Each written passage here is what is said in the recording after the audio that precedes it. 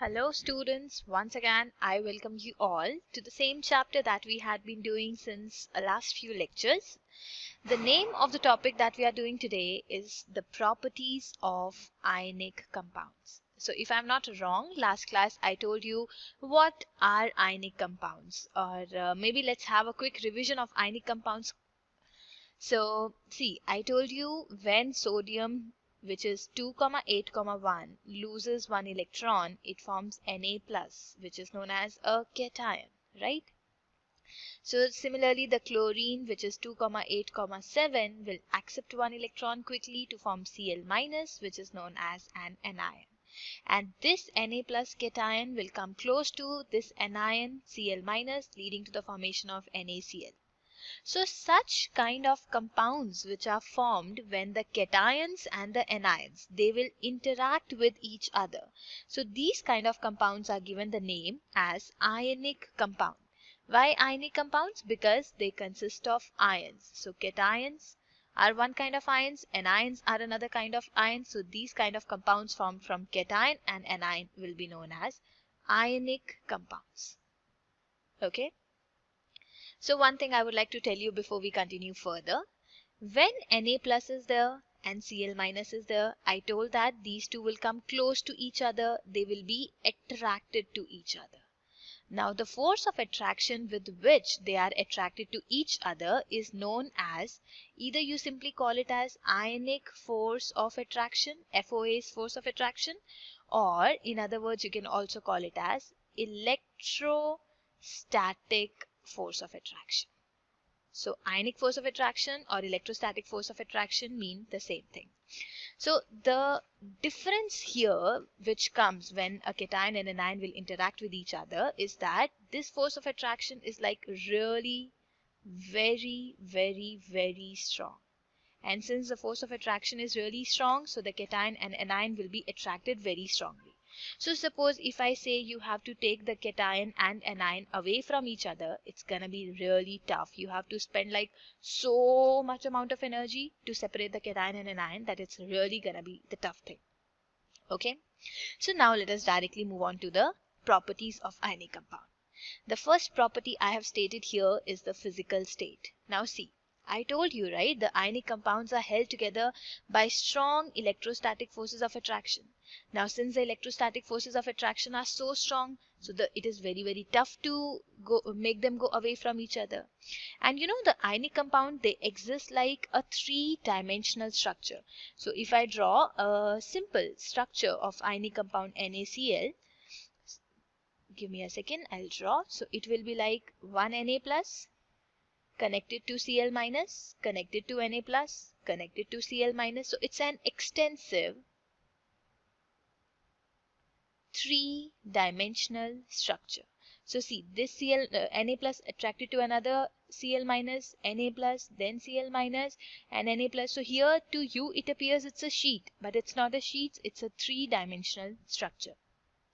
And it is so extensively held with each other, so to break the forces of attraction, to make them go away from each other is really tough, and hence they exist close to each other, so they are generally found in the solid state.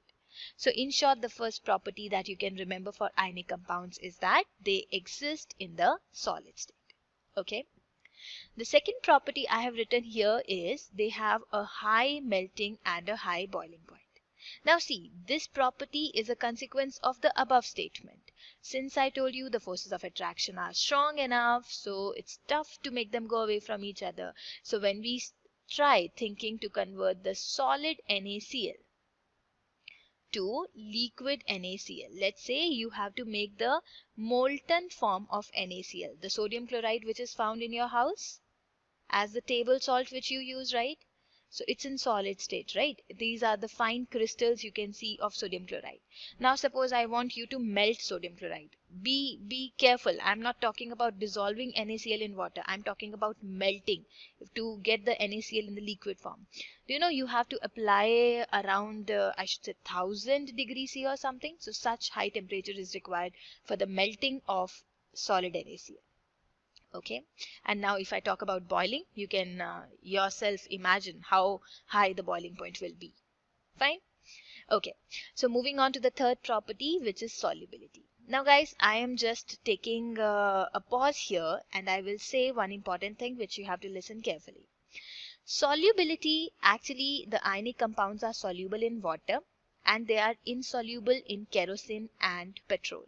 So for example, if you talk about sodium chloride, you will see that it dissolves in water, but it doesn't dissolve in petrol, it doesn't dissolve in kerosene. So in general, if I talk about all the ionic compounds, they will be soluble in water, insoluble in kerosene and petrol. So now see students, for the students who are preparing for CBSE, only this much is enough. You just need to know water, petrol, kerosene, ionic compound soluble in water, insoluble in petrol, kerosene. Okay. But the students who are preparing for maybe KVPY or any other competitive exam, or those who want to go beyond the textbook, I'm gonna explain you some important concepts. So please listen here. Those who do not want to listen can skip the portion and move further to the last topic. Okay. So see, there are some compounds which are known as polar compounds. And we have other section of compounds which are known as non-polar compounds. So polar compounds are the ones which have definite poles. That means which have plus and minus charge separation. So any compound which has charge separation will be said to be a polar compound. Whereas non-polar compounds are the ones where no charge separation is there. So there is no plus, there is no minus in the case of non-polar compounds. If I explain this to you with the help of an example, I will take the example of ionic compound. So if I talk about NaCl, you can see solid NaCl can be written as Na plus Cl minus, KCl, K plus Cl minus. Even if I write water, so water can be written as H plus OH minus. So you can see in all these compounds, charge separation is there. So these all are the example of polar compounds. If, on the other hand, I talk about non-polar compounds, let's say the example is CH3OH, methanol, or C2H5OH, ethanol. This is the alcohol which people drink. Or if I talk about C6H12O6, this is the formula of glucose. Or if I talk about C12H22O11, this is the formula of sugar. Now all these compounds are non-polar compounds because there is no plus and minus charge separation. Okay. Now see, suppose this is me, okay, and I'm very chit-chatty person. So I always like to talk with someone. And there are two people, okay, let's say there are two other people. So one is, she's also chit-chatty. So this girl is also like chit, but this girl is like very shy, very introvert, very silent kind of personality. So obviously, if you talk about who I will be comfortable with. So obviously I'll be comfortable with the girl who is like very chit-chatty because I'll be able to share my feelings, she'll be able to share her feelings and so on. But I won't feel much comfortable with, okay, let's not talk about girls, let's talk about boys. So let's say this is me and this is another guy who is also chit-chatty and this another guy who is like silent and shy. So I don't think I'll gel up with this guy because he's so shy, he won't talk to me, he won't listen to me. But this guy, I think, it's gonna be good relation between us, right? So according to this concept, can I simply call it as like dissolves like? So that means if a person is like you will be more comfortable with that kind of a person. And if a person is totally opposite to you, totally dislike you, so you won't be able to gel up with that guy, right? So this is like dissolves like. Similarly, in case of organic chemistry, in case of ionic compounds, we say that the polar compounds will be soluble in polar solvents. So any solvent which is polar, the polar compounds will be soluble in them. Whereas the non-polar compounds, they will not be soluble in polar components, right? So non-polar will be soluble in non-polar. Polar will be soluble in polar, but polar will not be soluble in non-polar. Non-polar will not be soluble in polar, right? Okay, now let's try to wind up whatever we were discussing, because we do not have to go into the details, but let's simply try to wind it up. So I told you ionic compound. So ionic compounds, you know, are polar. And I told you they can be soluble in water. So they are soluble in water. Why they are soluble in water? Because water is itself a polar solvent. And hence we say the ionic compounds, whatever we discussed here, the ionic compounds are soluble in water. Whereas the ionic compounds, they are not soluble in kerosene, they are not soluble in petrol, because these are non-polar compounds. Okay, so this was what I was talking about, the detail. So those who are not from CBSE, they can skip this and can move further. So I hope after this much explanation, the third point is also clear.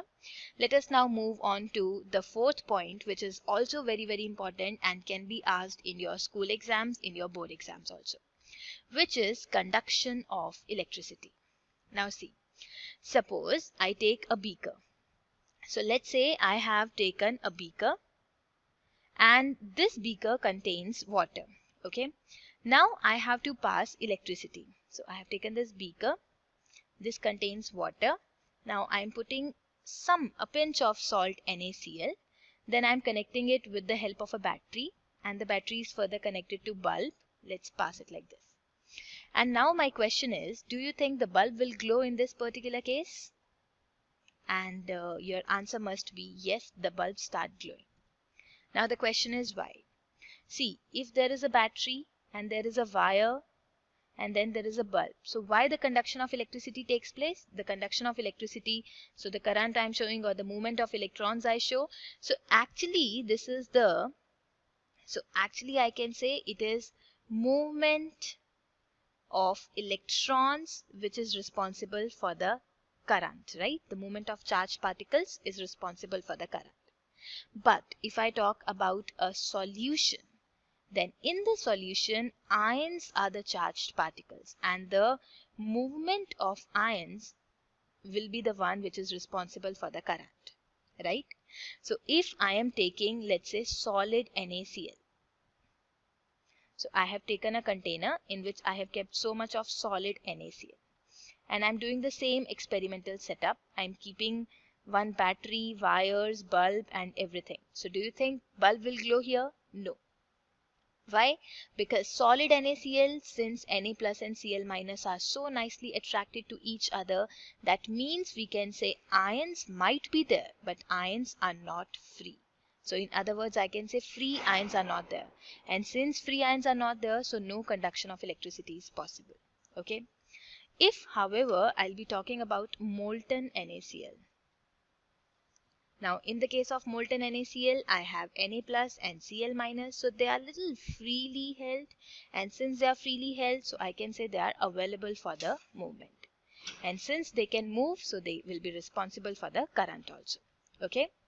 Similarly, if I talk about the aqueous NaCl solution, which is also known as brine, in case of aqueous NaCl solution also, we have aqueous Na plus, we have aqueous Cl minus available. These are the free ions and hence they will be responsible for the carrying of current. Fine. So guys, see, this can be one of the decent questions in your exam. Whether solid NaCl will conduct electricity, answer will be no. Whether aqueous solution of NaCl conduct electricity, answer is yes. Whether molten NaCl conducts electricity, yes. So see, any of these things can be asked in your exam, so you have to be good with the concept. Okay, so I think this much is enough for today's lecture, and you have to study it well, very properly, and then we'll be continuing further with the further topics in the next class. So till that time, study well. See you soon. Take care. Bye bye.